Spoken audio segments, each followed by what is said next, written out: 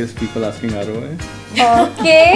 It was not a choice for sure to become a marketer. I am an accidental marketer, but this is the best part of my day. Then I did product marketing, global demand generation roles. Enables you to be more empathetic. We are here for the second episode of ObserveNow's B2B marketing playbook, but make it Delhi edition. And today I have a very special lineup of guests with me. Mr. Pallab Ghosh from Truecaller, Mr. Sagar Kukreja from Team Computers, Mr. Sanjay Chaudhary from SAP, and Ms.Taniya Tikoo from ObserveNow Media. Can we give a quick wave or hello to our audience? Oh.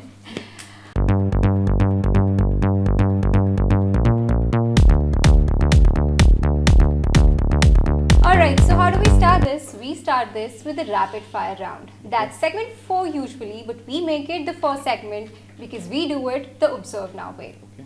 We are going to make it very fun, very exciting, and at the end of the rapid fire round, the one who has the maximum answers in their bank wins the segment and a very crazy hamper from us. Okay. So can we get a few placards for them? Yes. Okay, like The this? rules are Okay. very simple. I will ask you some rapid fire questions. Those are really fun, really quirky, and we're expecting some fun answers as well from all of you. And you need to pick up the placard, show it to me, and the one who picks it up first gets to answer the question. Okay. Alright, and then as I said, the maximum questions in your bank, you get to win the hamper and the rapid rundown. Okay. So, are we good to go? Yes. Yeah. Show me your A game because this is going to be super fun. Your first thought before entering the studio today. Okay? I hope I win the rapid fire. Okay. One thing you secretly hate as a marketer.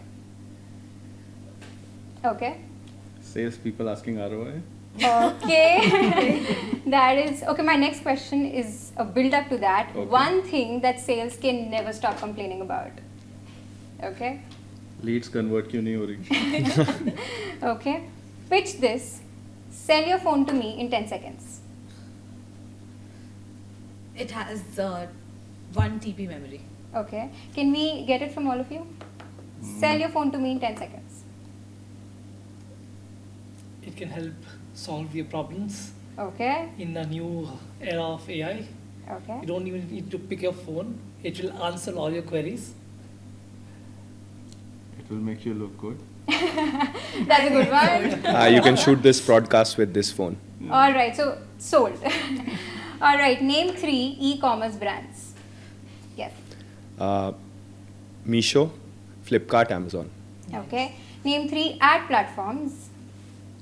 Google, Truecaller, Facebook, Okay. Meta. Name 3 OTT platforms.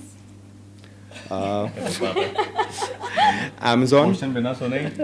Amazon, Hotstar, and Sony Max. Okay. KPI stands for. Key performance Mas- indicator. Okay. ROI stands for. Return on investment. Okay. Name three brands starting with the letter A. Apple. Please go on, Tanya. Apple. I give up. Okay. Somebody else. Apple, Amazon. Amazon is not a brand. It's Okay, is come on, it? it is. It It's is. an e-commerce third one. brand. Overall भी brand है ना? Overall भी brand है. I refuse to accept that as an answer. Amazon कैसे brand है? अच्छा, Apple, Anthropic, and American Tourister. American Okay. Tourister. I think Yes. Anthropic भी brand में Amazon qualify होगा. services also. But we can Anthropic take is it. the We brand, can Claude take is it, the yeah. product. Okay, right. We can take it. Name 3 shoe brands. Liberty, Bata, Nike, Indian brand. See. Okay. ठीक है. Pitch your brand to me like a crazy Bollywood movie. ये कौन है जिसने दोबारा मुड़ के Observe Now को नहीं देखा? Who is he? Now comes the fun challenge. Guess the brands by their Hindi translations. Raja Machwara. राजा मछुआरा. Kingfisher. Okay. Lal Mein. Redmi, Okay. Very nice. Hamesha Taiyar. Everready. Everready. Okay. I think you've done your homework. Paschim ki or. West Side. Okay. She's acing it. She's acing in this one. Doodh Shala Doodh. I'm sure you can't get Sorry? this. What? Doodh Shala Doodh. Milk? Milk. Shala कहते हैं. Milky bar. What is Dudeshala? Milk. Dairy. Okay. Country. Dairy milk. Perfect. Right. Akash Thele. Akash? Thele. Yes. Thele. Sky bag. Sky bag. Oh, sky bags. Sky Okay. It's okay. Chini Azad. Sugar free. Okay. Hawa Bowl. Air. Airtel. Airtel. Okay, perfect. And that's the last one, and that's the most difficult. Adhiktam Pehnawa. Overdressed. No. Maximalist. No. Minimalist. No. Minimalist. Adhiktam, that was right. Overdressed. Over. Plus. Over. Something over. Adhiktam, Pehnawa. Maximum. yes. Pehnawa. Pehnawa. Short form for maximum is? Max. Max. Max health. No. Next life. No. Max. Max apparel. Pehnawa. Max apparel. Max fashion. Max fashion, Max that's right. fashion. Alright, okay.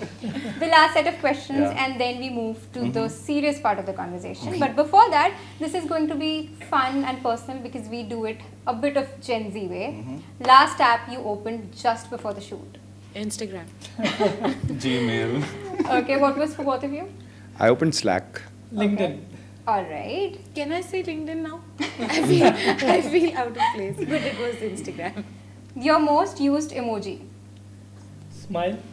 Thumbs up. Thumbs up. You can Okay. answer that for me. Which is the one I use the most? The purple heart. Yeah, purple and Purple blue heart, hearts. One thing you always Google? Everything. Hardly anything now. It's all Okay. ChatGPT now. It's all Gemini. Hey, It's all Gemini. All Gemini. It's all Gemini. So Google Cloud, I hope you're listening. It's all Gemini. Okay. Your biggest distraction at work? I have a crush on someone at work.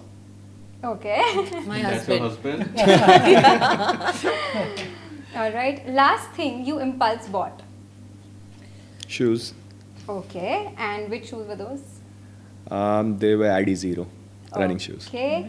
3 things in your bag right now, if you're carrying one. Yes. It's a lipstick, mint, and my earpods. I have a very small bag. Okay. Your favorite ad from childhood? Cadbury's की क्या बात है जिंदगी में? Have you seen that ad? The guy That and girl the girl. enters into the stadium Yes, saying yes, क्या yes. बात है जिंदगी में? Cadbury's stadium. I love that ad. But I think everyone should answer this. Right. So what is your favorite ad? I think the Hutch Pug ad. That was Okay. very nice. For you, Mr. Where it Sanjay? goes, it follows you. That Yeah. washing powder Nirma. Ah. Still Yeah. rings the That's bell. right. No ad.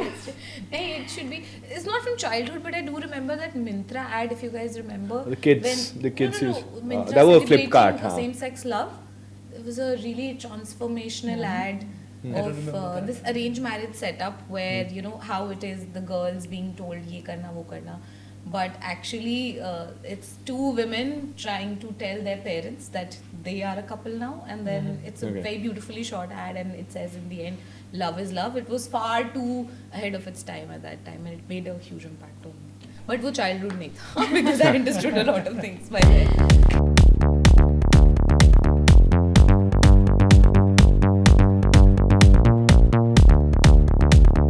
Alright, so in our last episode, we realized that most marketers didn't just really plan marketing, they were accidental marketers and they just landed in it. So, what is it for you? Was it always the plan, or marketing did just happen along the way? Mr. Pallab, we start with you. Sure. So I think I, straight out of my B school, I started working in a consulting organization.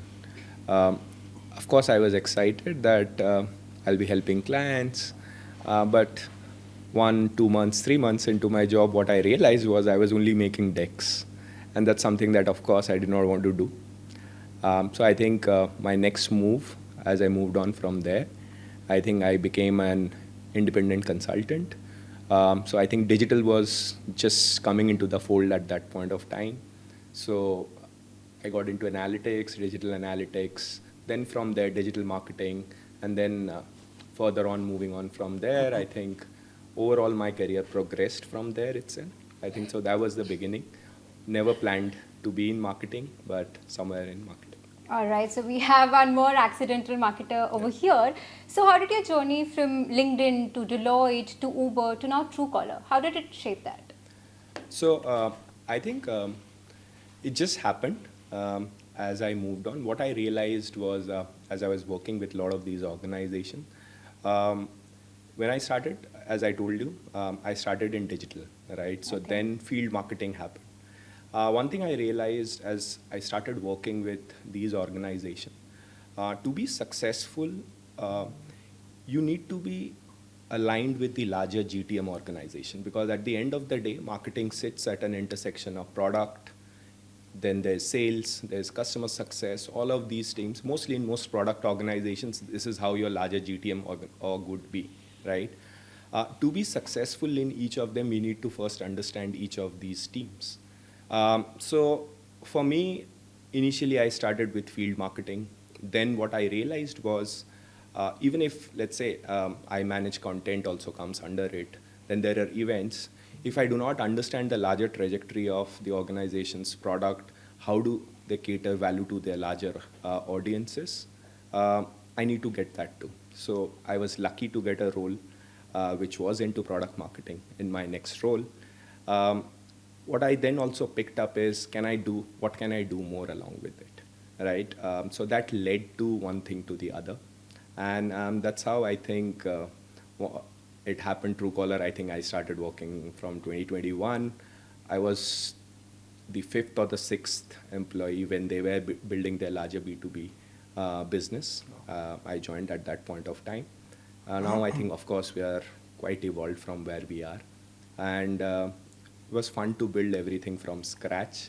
But what helped me, I think, over these years that I had worked across a lot of different roles inside the marketing organization, helped me to actually realize when a lot of teams, when they work with marketing, what are their pain. And that actually helped me and enabled me to understand how do I cater them, because marketing is a lot of cross-functional work, a lot of collaboration, right?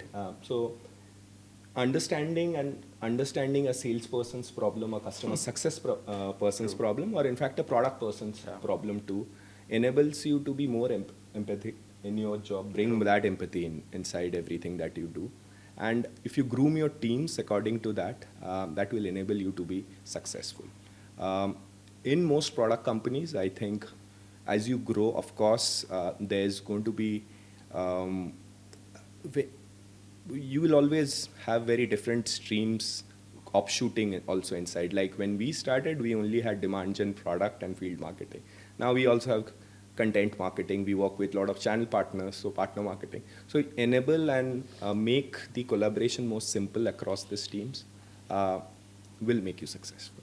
All right. I think people who build everything from scratch come a long way, like you. Mr. Sagar, another accidental marketer in the room or a planned one? I would say unstructured. So let me share how it all started. So currently I lead marketing for a company called Team Computers, which is one of the largest IT company in India. It's been 8 years I'm working there. So I'm born and brought up in a business class family. So my dad had his own factory, and every conversation was around customers and business and pricing and margin. So I think that started shaping what I'm today. And I still remember when I was in 10th standard, my friends were choosing science and I opted for commerce. That time, not pretty much sure, but I knew that maybe I have more interest towards how the business operates and around the consumer behavior and all that. And after my school, I did something little unexpected as well. I chose, in my college, I chose French honors. I did my honors in French language, little unexpected. So I learned French language, I learned the culture. I stayed in Paris for a couple of years, and I was learning the culture, learning the language. And one thing I realized at that time that even one communication, it lands very differently in different languages. I think which is the core to the marketing as well. So in a way, I was getting prepared for marketing, And after I got out of college, I worked for 2-3 years, and then I did my MBA from Delhi School of Economics at university, and that was a time when everything started getting into structure. And I got placed with Sony, worked with Sony for 2.5 years, then with PVR, then Times of India, and I also had my own startup. Okay. So I ran it for 2 years, digital marketing company, and at that time digital marketing was not very much. I'm talking about 2018. So digital marketing was still not. The companies were still hesitant in investing into digital marketing. That's the era before COVID, 2018. So I ran it for 2 years, and then a decent offer came from Team Computer. I enjoyed Team Computer, and then rest is the story. So I think right now, if I look back, Vaishnavi, I think I didn't plan for it, but when I look back, I think all the dots connect, and I see maybe I was everything You were around made me. for it. I think everything around me was preparing for this thing. So The destiny, I think, had it planned for you. So, Mr. Sagar, as you said, you have come, you've seen marketing from very different worlds, Yeah. from consumer brands like Sony and PVR to complex B2B ecosystems at when now you say Team it Computers. sounds like I'm ancient, very long time. Everyone is ancient in front of her. Don't ask me how old she is. All right, so you've seen marketing from very different worlds, as I Yeah. said, consumer to now B2B Yeah. ecosystems. Yeah. So, was there a turning point in your journey where your approach to marketing changed? See, Vaishnavi, I think you might not have seen that era, but all of us sitting here, we have experienced that. See, in 2009-10 when I started, marketing at that time and now, I think it's completely different. So Okay. there's a huge difference in what we used to do at that time and what we do now. I remember when I was Sony in Times of India and PVR, it was like if we're doing campaigns, we're doing events, so it's like कर रहे हैं तो अच्छा ही होगा, things will be working out. Now I think what has changed is in last few years, especially in last 5 years, marketing has evolved a lot. Okay, I'm not even talking about AI. I'm talking about how it has Even evolved. post-COVID only. Yeah, post-COVID it has evolved. I give you an example. For example, earlier it was like campaign kara, outdoor media kara, and it is looking good, so it might be working. Now, with the technology and all the tech platforms, and my friends are here from the SaaS companies, so all these SaaS products are coming in the market.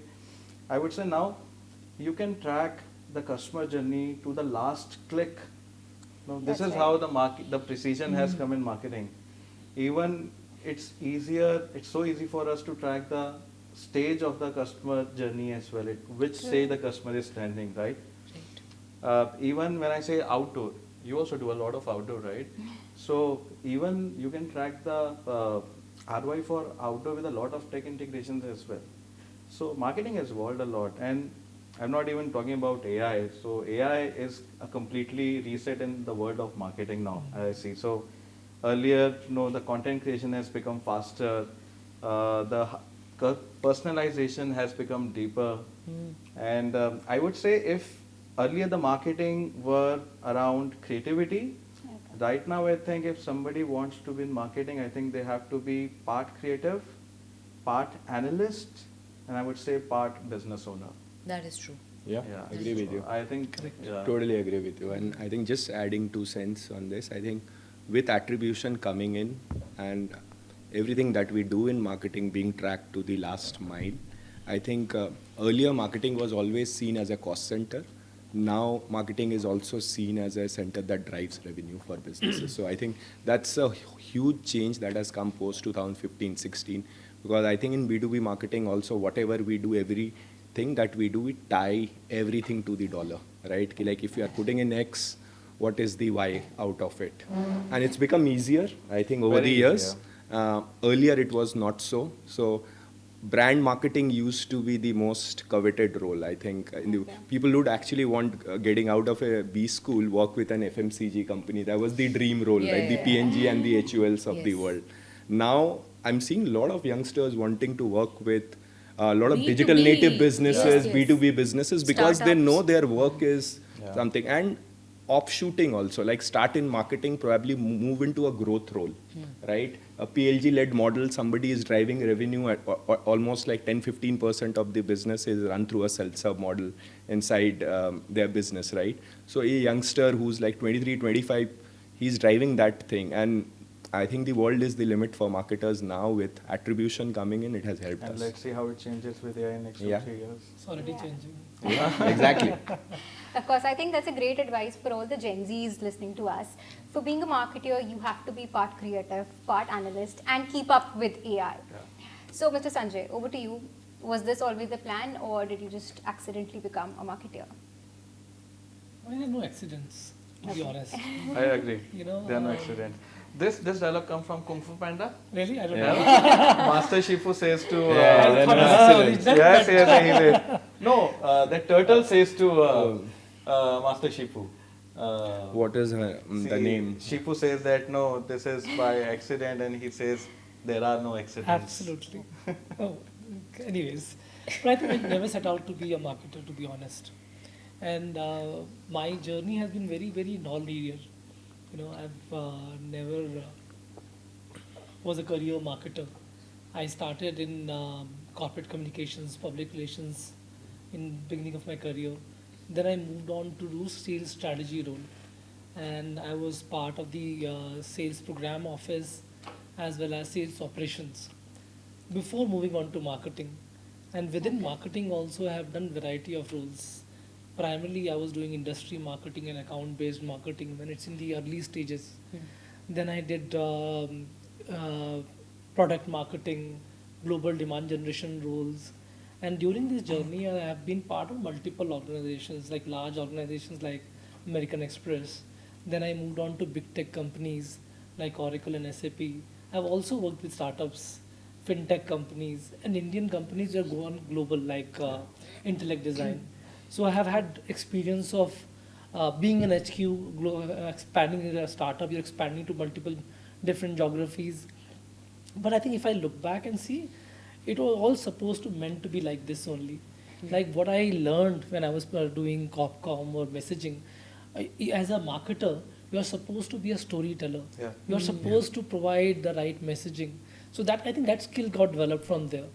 As you mentioned about being an analyst, understanding what drives sales and what actually how you move the needle, how you leverage the ecosystem around you. When I was running the sales strategy and program office role, I deeply understood in terms of the connection between sales and marketing. So that really helped. And now with I think all the roles that I have done over the last few years, so yeah, you know, there are three functions of marketing. One is demand generation, the other is product marketing, the third is reputation of brand. So I am pretty much done roles across all three Across all. functions. Yeah. I think that goes without saying. Sales and marketing go hand in hand, and I believe if you have worked in all kinds of companies, you worked with startups, you worked with enterprises, Indian brands who now become global, it gives you a wider perspective in your journey. I think I asked all of them about how did they get into marketing, what was the starting point, were they an accidental marketeer, or did they really plan it? What was for you? ObserveNow taught me. So Okay. I have 8.5 years of work ex in total, out of which 7 years is ObserveNow. So basically, when I started, I was, when you started, how you were. I Right. remember, she's been with us for a year. I remember it was like everything we had, I had to teach you from the very beginning. That's how I was when we started ObserveNow in a lot of things, especially marketing. I had no idea about it. So I learnt everything here. It was not a choice for sure to become a marketer. I am an accidental marketer, but this is the best part of my day, marketing. I just love it. I think to put it in a better way, I don't see accidental marketeers here. All of you are accidental, successful marketeers, I would like to put it together. So Ms.Taniya, your LinkedIn bio makes a very strong and a powerful statement about who you are and what you stand for. Also, you talk a lot about your Kashmiri Pandit roots. So how have that really helped shape your identity as a founder at ObserveNow? Okay. I'll also add a little bit on the marketing piece because this is a marketing podcast and I essentially do what my fellow panelists here do for their respective companies, I do that for Observe Now. So very quickly answering the first part, yes, if you were to split me in half of my identity is Observe Now. That's all I am on right side of my brain. On the left side, I am very deeply religious, culturally rooted to my heritage. So me as a person completely is an amalgamation of the two. And I see this as an act of creation. I create Observe Now and I create experiences with Observe Now for my clients and for my team. Adding to that, being a part of, adding to that, being a Kashmiri Pandit, that's a very important part of my identity. It's reflected very heavily on the way I talk, the way I do things, these little giveaways that I have. My nanny's love.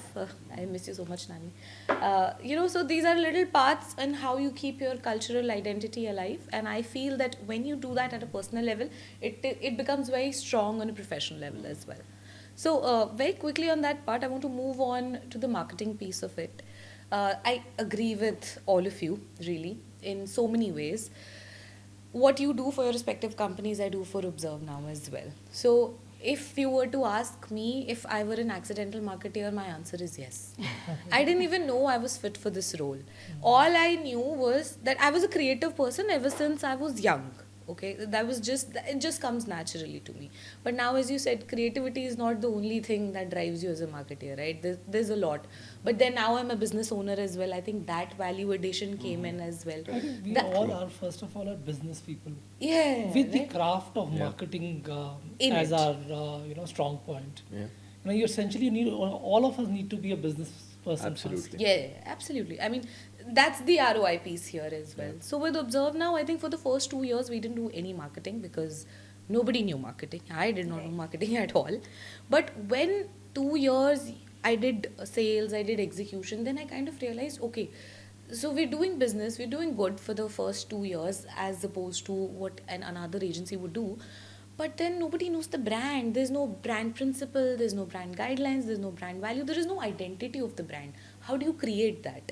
Right? Because when I go outside and I meet somebody, this is who I am. As I said, if you split me in half of me is Observe Now.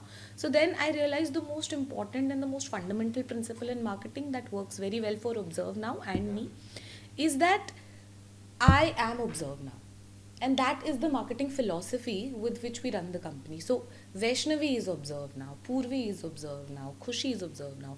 That's the brand value, fundamental principle with which we run the company. So I think that is what really triggered the seed of being a marketer, and then I taught myself.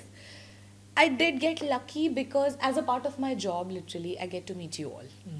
So the lucky part is that when I meet you and marketers in general, you have a conversation with them, deep down conversation. I'm on the sales side when I meet them, but I'm analyzing them as the marketing, from the marketing standpoint, right? So I do kind of see the analyst. That's when the analyst angle came into me, learning from each and every marketer that I met. That was it. But yes, one thing I'd like to say as well, that the most difficult part of my job as a marketer is that when you do something as marketers, your sales team or your bosses would judge you, right? And say, okay, this is right, this is wrong. For me, you guys who do this for a living judge me, right? The OG marketers. You don't judge me. I mean, you know what I mean? Like, there's an evaluation. Like, you do this for a living, you've been doing this, you are pros at it, right? So every time we're doing something, I'm like, I keep telling Vaishnavi, ध्यान से करना, marketers देख रहे, But to be typo honest, नहीं हो सकता. but to be honest, if you have done your job right, and you don't need to seek approvals, But irrespective from your stakeholders also, you already know that you have done your job right. But you're always open to that kind of criticism as well, because I'm still at the learning curve. Correct. I have no degree in marketing, I have no background in marketing. Actually, my degree is Observe Now, really. Like meeting you, meeting the marketers, learning from you, sometimes getting yelled at for the mistakes that I may have made earlier in my career. But I think I think that's how marketing came into being for me and for Observe Now. And now I'll tell you, this is the best part of my job. This is the part of my job in Observe Now. I do everything. Okay. But the best part of my job is my meetings with my marketing team. We have a separate WhatsApp group where we share, just the marketing team, where we share a lot of stuff. These guys go out. All the gossip about I think that's the best part of a day, when we meet in office and do a meeting together. Yeah, and There's the nothing like loud it. brainstorming session Sounds we'll do interesting. at the end of the office where we sit, and everyone you kind of see कि अरे क्या बात हो रही है, and every day I'll get some kind of a request from somebody, ma'am मुझे भी marketing team में ले लो, मेरे को भी marketing करना है. Oh, you have a different functions like there's a Is it- marketing team you manage, or Yeah. the finance and other. Okay, They're like okay. divisions. So between me and Jeet we divide. So our what does functions. Jeet manages? Again, we both do everything, but structurally he does the finance aspect, Okay. which is the most boring aspect. Thank God. Thank God he does that so well. He does that. He looks into execution. I manage the Nice. marketing. I manage the PR. Sales we both do. Because marketing, sales, it's... Yeah. Plus we're both business owners, so we're like, हाँ Yeah. पैसा आ जाए तो we're both interested in it. And when you say, now Gen Zs आके बोलते हैं that you want to be a part of marketing, and you are also sharing that a lot of Gen Zs will be watching this Yeah. video. I interview a lot of people, so we are expanding the team. I meet a lot of Gen Zs. I don't want to generalize maybe a generation, because there are hardworking Gen Zs as well. So we have just generalized one generation. That's not true. I see a lot of hardworking Gen Zs as well. But a lot of people come to me, and when I ask them that, how do you measure marketing? Most of them say impressions, engagement, all the vanity metrics. And like you were mentioning, Sanjay, it's more about that marketing is not just social media or anything. It is about वो याद है ना four P's थे फिर 5 P's हो गए product, price, place, promotion, people. I think marketing is everything. Yeah. It is not just promotion of anything. Like you said, maybe I would say Jeet is also a good marketer. Yeah. You're saying he's into I finance, am but when I meet absorbing. him, see, even it's like developing a product is marketing. Exactly. How it should go into the marketing, not just the promotion, but what exactly the consumers should listen to, that is also marketing. Even setting the pricing of the product is also marketing. Yeah. So people get confused a lot when they come to you, come to me, I want to be part of the marketing team. They think it's all events and social media and I everything. hear a lot when people say that you want to have a seat on the table. Yeah. And when you are act as a business person, I never faced a challenge ever Yeah. that you don't have a seat on the table, and you always start with business conversation. Yeah, true. True that. Right, as I True said, that. you are a business person with the craft of marketing, and when you have the same sort of language, right? If they are talking French and you talk French with them rather than another language, then you can be on the same page. And ultimately, most of the people talk about pipeline, and marketing is so focused on pipeline. And that's the primary, if the entire organization is looking at generating revenue. Revenue is built through pipeline. But most of the people get focused so only on the vanity metrics, metrics, as yeah. you mentioned, and on the pipeline, without thinking about reputation precedes building relationship. A relationship when it's built, it automatically pulls revenue. So somehow I think, as you said, Agreed. everyone has to think like a business person. Yeah. Then And I this think- piece on relationships, I think this is fundamental to marketing as well. Yeah, of Money course. will come Absolutely. and go, but relationships are forever. I think this Yeah. is a very important lesson I learned. I think जितनी deals हमने observe now के मैं endorse कर देता हूँ जितनी deals हमने I Plug think in. जितना pipeline और deals हम लोग ऑब्जर्व नाउ के events के साथ हम लोग कर रहे हैं. See, India में we were discussing backstage digital marketing and everything. India में if you go into global markets, still I'd see millions of dollars deals get closed on the emails. Okay. Over the phone, over the emails. In India, it is still not there over the emails or digital marketing. You still Right. need to build that trust and credibility in in-person events. Mhm. You still need to build that relationship before you move ahead into the deals. And Sanjay, you remember Ogilvy, Sir Ogilvy, Yes. the father of advertising? He once said that any marketing that cannot be measured into sales Mhm. is a useless marketing. Hmm. Yeah, true. It's as simple as that. But then, how do you inculcate the brand building principle in this? Just a It's part of question. marketing only, right? As I said, reputation is the most important. People do business with people, and that's like I've repeated this many times. And people they trust. And what is trust?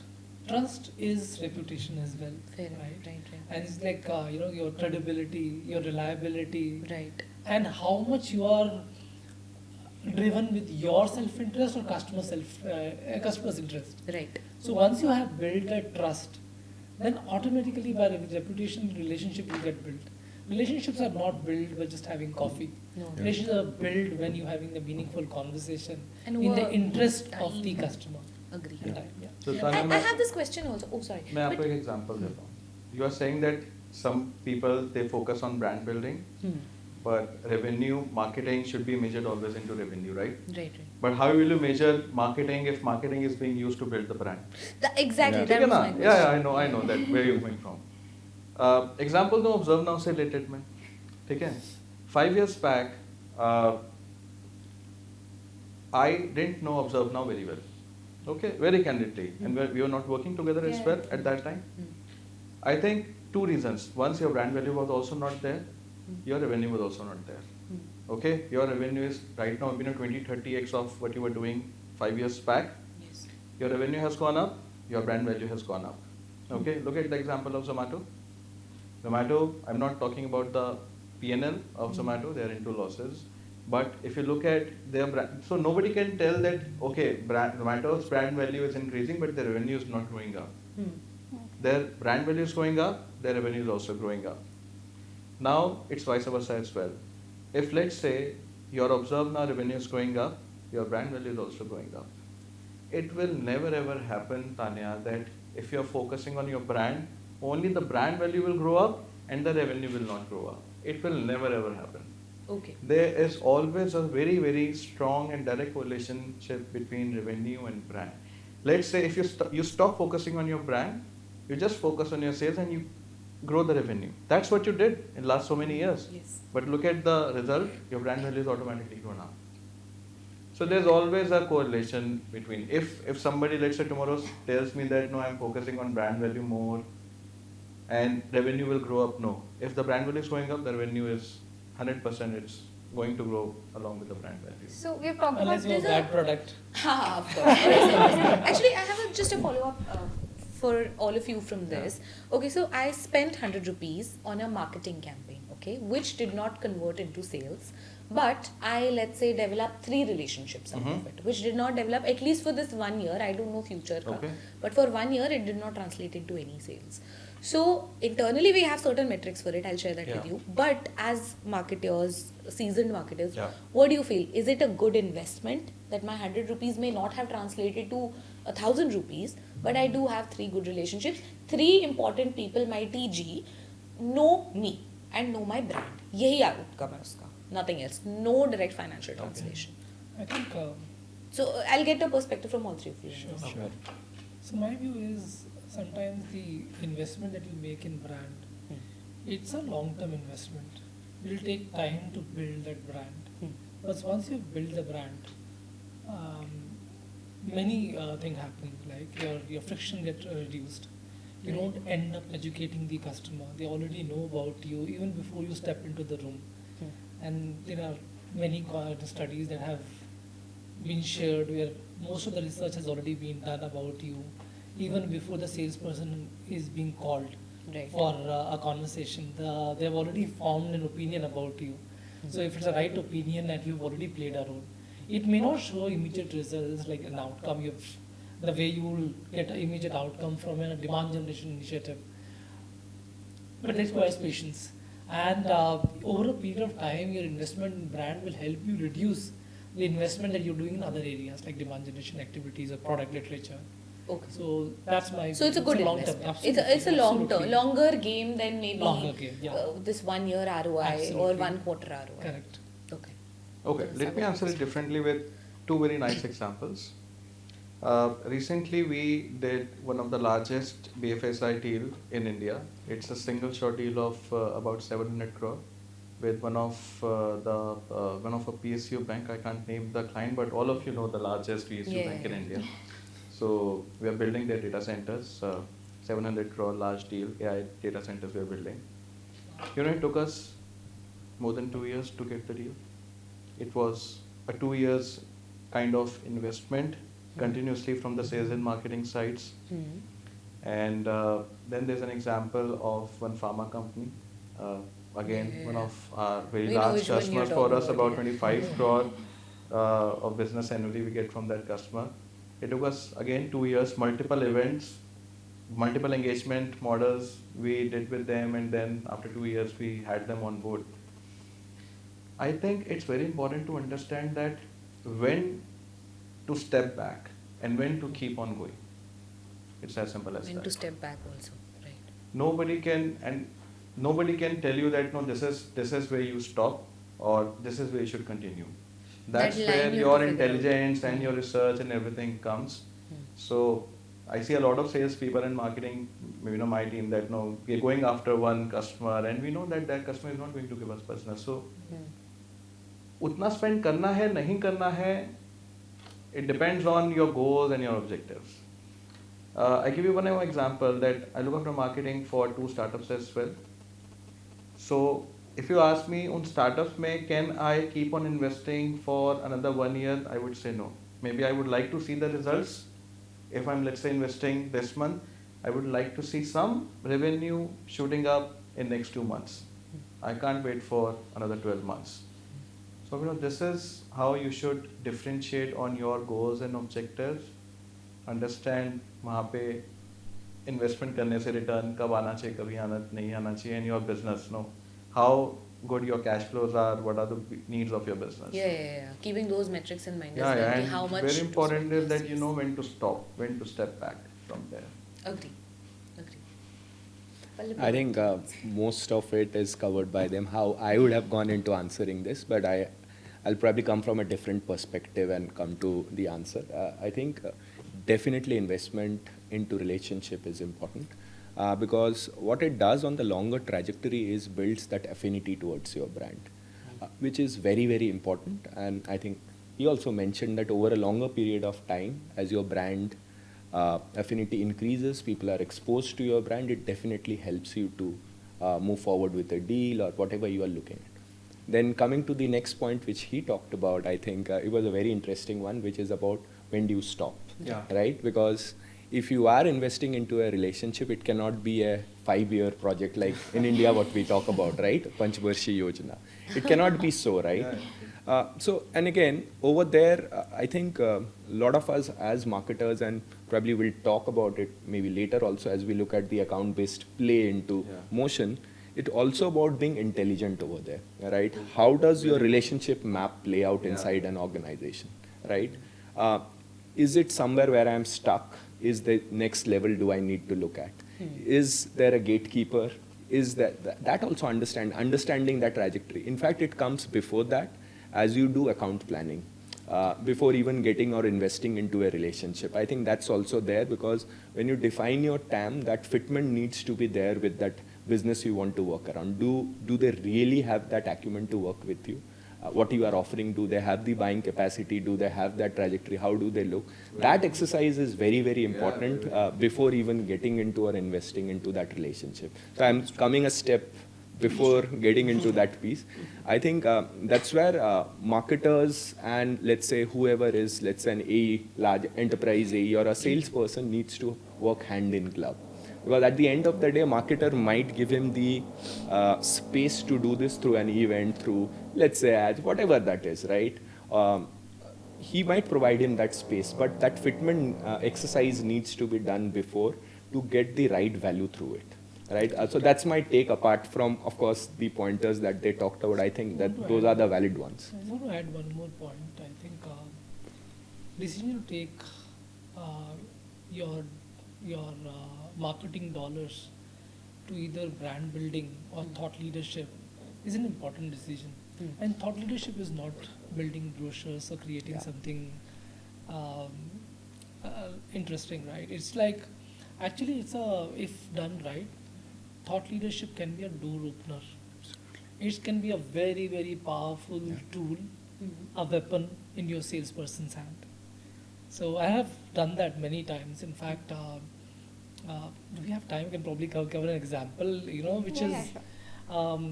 this is powerful research which I had put together working with one of the research firm, JD Powers. JD Power is very well known for the voice of customer study that they do for automobile industry. But very few people know they also have a banking arm. Okay. So for the first time in India, this research was done, and what I mandated to them was to reach out to 5,000 customers in 15 cities, people like you and me, and asking them what's their experience with their primary financial institution, both from a digital as well as in-branch experience. And then we completely just created a whole study out of it, benchmark each bank, 13 banks, your top banks, were benchmark how they fare against each other. Whether when you talk about their fee, whether the online channel, mobile app, and then we went back to the customers. We got access to the boardrooms. Wow. We presented those findings to the chief operating officers, to retail banking heads. They were so curious to know. In fact, we were getting invitations. And we, by the way, didn't just stop at that. We used that study to figure out what are the gaps and also provided a diagnostic on that. So you don't just let it be that these are the gaps. We can, by the way, this is the diagnostic, and by the way, we also have a solution for that. By the way, we didn't stop at that. We did a design thinking workshop with them. For each of those banks, after the boardroom conversation, telling them that this is something which is broken, this is how it can be fixed. We looked at creating a design thinking workshop where we got participation from people who are users of the technology. They came, and then we mapped everything. In the process, then we got an expert from design thinking, flew down from one of our UK offices and created that. That's called thought leadership and brand investment. It's an expensive investment. Yes. But in one go, not only we just got access to those 13 banks boardrooms, but we did a lot of PR around it. There was a press release which was done. Every event we went to, we talked about that study. So it was almost a 6-month campaign, a powerful asset. Expensive and efficient one. Yeah. I think, Yes, it's Again, quite those precious, long-term Yeah. Yeah. ROI. I think those were some really impressive insights about investing into relationships. But I have a follow-up to that. Let's say you've invested in those relationships, but how do you create a recall value for your brand so that it eventually gets closed as a deal? I think Anyone of my you? view on relationship is, before relationship, reputation is important. Okay. You know, with the right credibility and reliability, with a solid foundation, the relationship can be built, right? It cannot be just, gone are the days when a lone VP can sign a contract playing golf with you. Right. There are, buying committee members who are involved, and many of them are like, there are usually the buying committees are around 10 to 15, right? And each of them would come prepared with their own research, and sometimes very, very different perspectives on a company. So if you have a reputation, you can't go building relationship, playing golf, having dinners and lunches. That's important. But if you have a reputation, then in one go you have already sort of created some kind of a positive mindset for you. And then you build on that. And like as I said, reputation before relationship, a relationship pulls the revenue. So I think it's about how you create an experience for your customer. And I multiple think- touch points as Yeah. well, I feel. You can't just go and meet somebody once and then expect By this the way, is this is done. an interesting Yeah. study which I did. This is for one of the big deals I was trying to crack. And I think if we think that sales is everything or marketing is everything, then we are completely misguided. There were 21 touch points, and this was a multi-million-dollar deal. I think I can name the bank now. I say ICICI Bank, yeah. So this is for a previous organization, and I mapped everything. And I was running the sales program office around that time. And I looked at who all have played a role in that 1.5 year period, where we started and where we ended, multi-million-dollar deal. And looked at whatever was done by everyone. There were people involved from marketing, sales, pre-sales. There were people involved from finance. There were people involved from deal mapping. Everyone. And I think customer success people. So it requires a complete ecosystem to things to happen. I think we sometimes get more face time, and a lot of people who are working in the background to make things happen. Yes. They are the, I think, they equally an important part of the game and real heroes. Agreed. See, Vaishnavi, so if your question is relationship drives recall, uh, I think relationships drive recall. I would put it that way. Right. Uh, we do one IP which is called CXO Convene in Goa. We have done 11 editions of that. It's a 3-day residential event we do with very selected, hand-picked, some CIOs and CISOs, once or twice in every quarter. I have seen deals getting closed, sitting in the swimming pool, having a drink. So, like she mentioned, if by relationship you meant maybe just a digital touch point or a webinar, I don't think so that is going to create any Correct. recall. But if you mean that maybe relationship in terms of, let's say you are creating some engagement in-person events or creating some experience for them in person, building relationship with them, I think that itself creates a very nice recall. I still remember we used to do one IP called Wine, Music and Technology many years back. Okay. I was in Bangalore meeting a customer and he said, Sagar, wo tumhara wine, music and technology event tha na? We had a wine tasting session in that, and then a band coming in, Okay. doing a nice rock show. So people remember, that creates a recall. Doing different things, creating those small experiences for your Yes. customers. Right. So that people remember that. Nobody is going to remember the tech session that you do. Yeah. Correct. Yeah. That you'll just get paid for. Yeah. I think that's why experiential sessions are today the talk Very, of the very town. talk of the town, In fact, yeah. in the B2B world. Yeah.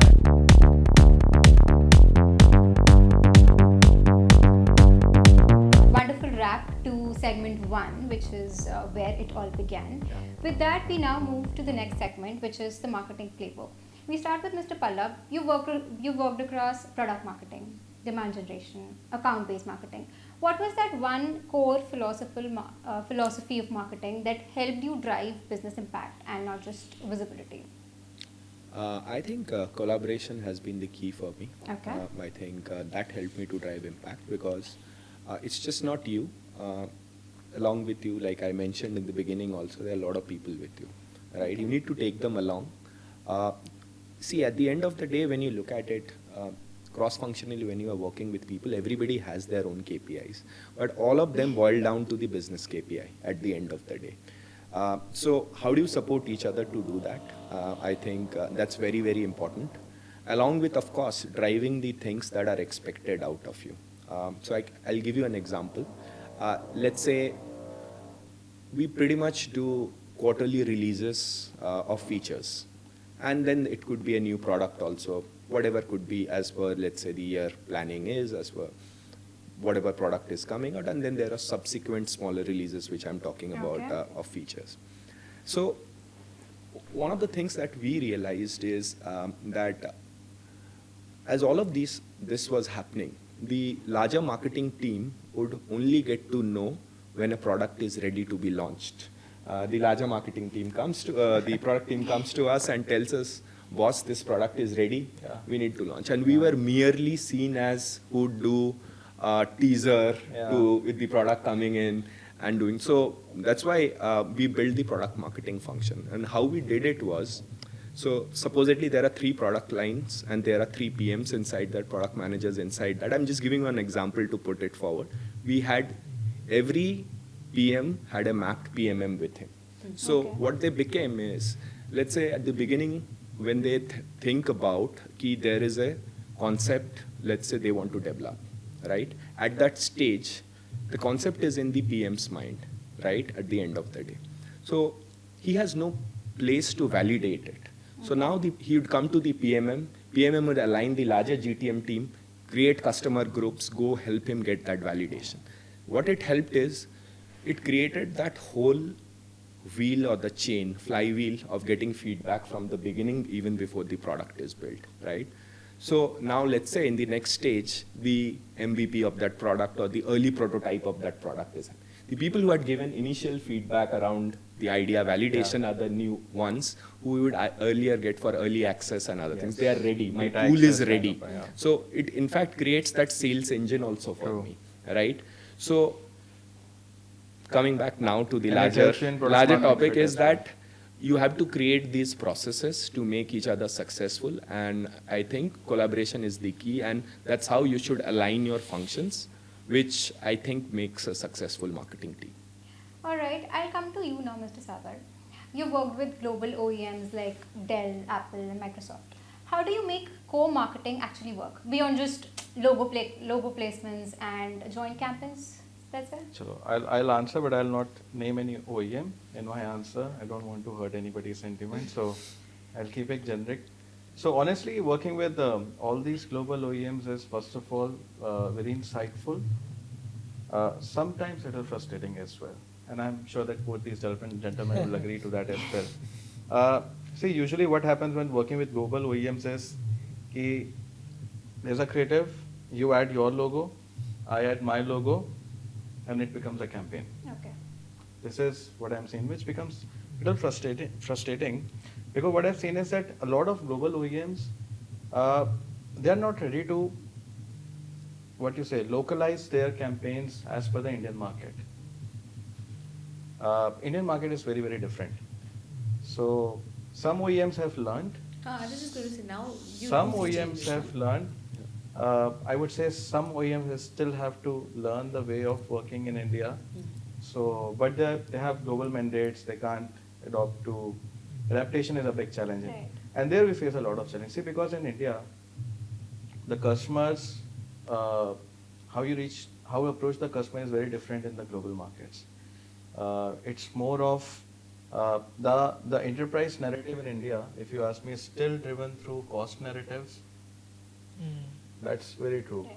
Whatever you say, deals and everything that you do, cost plays a very, very important role. So cost narrative is there. Second, I would say, maybe the security narrative, that is also very strong in India.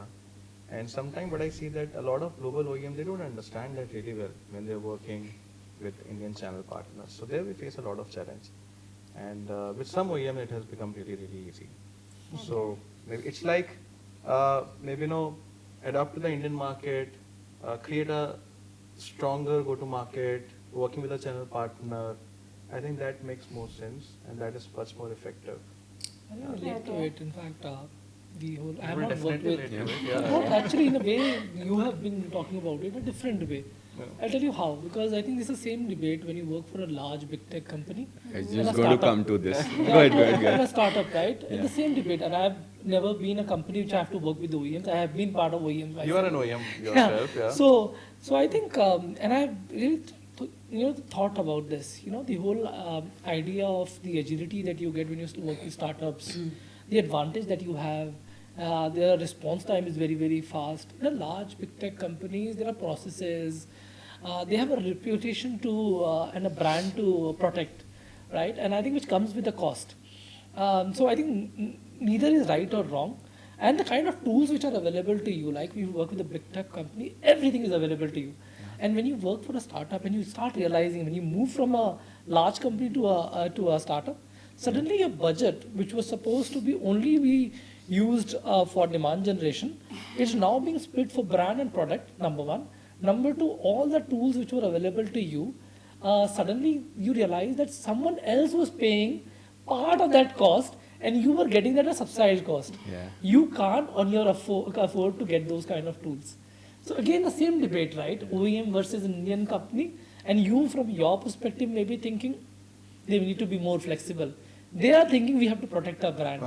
So I think there is nothing wrong in that, to be honest, Yeah, no, right? So, nothing wrong. I have learned to appreciate that, and I've learned to appreciate after working with a startup and a large company. So everything has their own advantages and disadvantages. So I'm coming from that point of view. We work as a channel partner for OEMs like you. And sometimes when we try to convince their marketing teams that this story is not going to fly in India, the problems Indian consumers are facing very different. Yeah. You have a product, a global product. We are not saying that the product is wrong, the product is bad. We are saying only the storytelling of the product, it has to be a little Little more different. different Yeah. for the Indian customer than for your customers. I give you one example. We do a lot of events together. It becomes such a nightmare for us with some OEMs. We want to do a different messaging because see their job is also to get people for the event and see the event has to be the platform has to be so engaging the messaging that people actually want to come for your event. Exactly. It's not like that. Okay, uh, cyber security in the world of AI. No, this is not a convincing messaging. Yeah. Okay. It's fluff. And when they ask me, ki, Sagar, we want to change the messaging, my hands are tied because no OEMs is sitting on my head. No, you can't change the messaging. By the way, the OEM marketers that you may be speaking to, they may not even take that, can't take that. No, they can't. They take the can't call. take No, it. no, They they can't. Lot can't. of times. They can't take So the call. my solution to that and recommendation to you, I said instead of seeking permission, ask for pardon. Ask for? Pardon. Go ahead. We just go ahead. I'm not We doing just go that ahead. with any one of We you. just say you are giving us the money. Okay. That's where it comes down to this person is Because I do paying. that a you lot take many it times. back. Yeah, You know, even sometimes I I do don't go seek permissions for things that I do. And I Yeah. think, of course, within guardrail, of course, you have to be Yeah. completely compliant and governance driven. But at the same time, when you have to bring innovation, and in big tech companies, large companies, there are a lot of processes. Sometimes you have to take that calculated bet. You know? I think On that's the- a Very fun. very daring solution for On the that. contrary, some OEMs really are with us. You know, if you want to create a new messaging, Go ahead. that's fine. Go ahead. We'll mold the messaging. But every OEM Do we have goes 1 in. minute? I'll just add on. I mean, like, do you? I mean, like, not for channel partners, but I've seen it across large enterprise also. Like, I've also worked for big techs, wherein I'll see some messaging is which you are talking about, built in SF. That whole messaging boils down in India. Only thing that changes is the imagery on it, make it Indianized. Make it Indianized. But again, the story or the larger narrative of this market is very, very different. Very, very And I different. totally understand because I've been in that space. What they would want to do is have a larger brand narrative Yeah, which yeah, would yeah. boil down. Yeah, yeah. But boss, that is not working probably in Africa or like Southeast Yeah. Asia. Like you talked about, right? Cost versus value is the primary. I mean, like Narrative, I mean, like yeah. which drives a lot of these Yeah. conversation, right? Whereas in you could drive a larger narrative in a market in US, Yeah. which could be at a very, very high level. In India, that person would always going to compare, like at least the user, like if you look at your whole buying committee, there's an influencer or a user on whoever is the buy. जो नीचे का the user is going to compare the USP sheet, इसमें कितना feature है, कितना feature इसमें है, कितना उसका ये, कितना what is the value है, pricing, yeah, yeah, how true. many licenses, he's going to compare it in that way, right? So you have to put a competitive positioning over here rather Yeah. than that whole fluff of कि we change consumers' life or a statement like that, right? So it doesn't work. Exactly. Running a marketing campaign and putting a story all together goes a really long way. Mr. Sanjay, my next question would be to you. We have talked a lot about marketing campaigns. Tell me something about marketing and sales. Because frankly, I have heard mostly that sales always keeps complaining about marketing and vice versa. How do you make sure that marketing and sales are completely aligned and they're not operating in silos? And you've worked across both the functions. Yeah. I've never faced this problem, to be honest. And sales and marketing alignment was never a challenge for me, because most of my conversations always start with outcome, and then work backward. Outcome. What will drive that outcome, and what are the tactics that you would do? Sometimes as marketers, we spend a lot of time on the last piece, which is engagement. And these engagements are in the form of digital as well as in-person events. If I have always, spent, I would say 70% of my time as a build-up to that. And I call it like insight to advisory model. Build deep insights into the segment that you're going after. And this can be applied whether you're doing account-based marketing or you're doing segment-based marketing, you're doing industry marketing. Have deep understanding of that domain, of their challenges, their aspirations, their pain points. Based on that, you build perspective, right? You have a hammer, you're not looking for a nail, right? You exactly then map what you have to offer for that segment to address those pain points, to meet those aspirations, and create visionary scenarios. Art of possible, I call it art of possible. And once you have built that, look at communication tools available to you, whether you want to package that as an industry report, you want to run a webinar, you want to create a white paper, you can do multiple things, right? And then I think it appeals. And whatever we have been seeing with AI, everything is almost converging. There is nothing just standing out. That thing will become even more powerful now. All right, moving So, to you. Yes.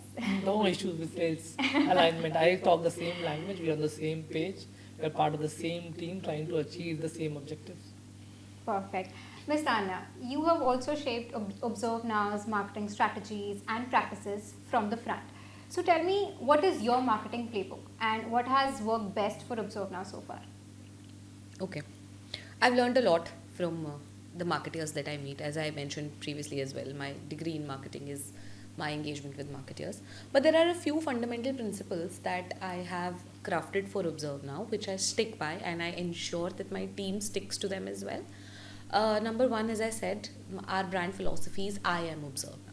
As you said, reputation. So the brand reputation everyone carries, right from the CEO to the intern, right? Because at the end of the day, you look at my team like Taniya ki team, achhi ya buri, whatever, right? So that's number one, I am ObserveNow. The second philosophy that has worked very well for us is relationships and community building. So we focus a lot on our TG marketing community building, because that's a TG. So what a CIO, CTO, CFO is to you, you are to me. So building a community, getting the peer-to-peer interaction, and telling them that speaking to you or being a part of your circle is much more than just a business engagement. Everybody knows there's a transaction. Everybody knows that there is an undertone to that. Yes. But there's also much more. As you said, thought leadership is a part of it. And I'm very greedy in the sense that I want to learn. क्या बोल रहे हैं, कैसे बात कर रहे हैं, how do they talk, how do they think? Because that's what I'm learning as well, right? So earlier to our conversation, maybe it will not translate into my relationship with X person is not going to translate to revenue, but it will translate to some knowledge for me, which eventually I will generate into revenue. So that relationship building piece, community building piece is very important for us. Then I feel personalization. So in whatever act we do, whatever marketing activity that we do, we lay core focus on personalization as well. So we actually, within the marketing team, we study every marketer very deeply. In fact, I tell my team to stalk you guys everywhere. I do that too sometimes, actually a lot of the times. I do that too, like try to find you on every social media platform. I get jealous when you work with someone else. I do. I'm like, अच्छा इसके साथ काम कर लिया. But those are those areas wherein you see, okay, if they've worked with another agency, what did this agency bring to the table, which I did not. Sometimes it's not even about my shortcoming as an ObserveNow shortcoming. It's about whatever narrative you wish to achieve with whichever partner. But as a part of the marketing, you need to understand what your TG is thinking as well. So breaking that code as well. And the fourth and the most important principle for us is customer is queen. I say queen because I run a company with 53% women in it. So I've kind of made that tweak. Customer is queen. And this is inspired by a very Amazonian philosophy. So how Jeff Bezos leaves a seat empty at the boardroom table for the customer. For us, it's, think like a marketer. Okay, would they like it? Would they not like it? Every little nuance, every little detail. Sometimes it does happen that we have to foot the bill for the wrong things, which is not our fault. And we know, okay, this is not fair. And so many times the team will come to me and say, "Ma'am, hamari koi galti nahi hai. This is what we did. See, this is a proof point also. This is on mail and everything." And I'm like, no, but you should have handled it better. That's the learning here. If the client has said this, I'm not going to go back and fight with the client. Right? The whole point is experience. Correct. Right? Of course, you paid me money, I gave you some service in exchange, but it's a larger picture, right? I think if you take a step back and look at the community, right? And I think I'm just coming out of a 3-city series of program that I did, Finance and Spend Connect, and where we have the CFOs, CPOs, CIOs come together. And typically you will have all your content being presented.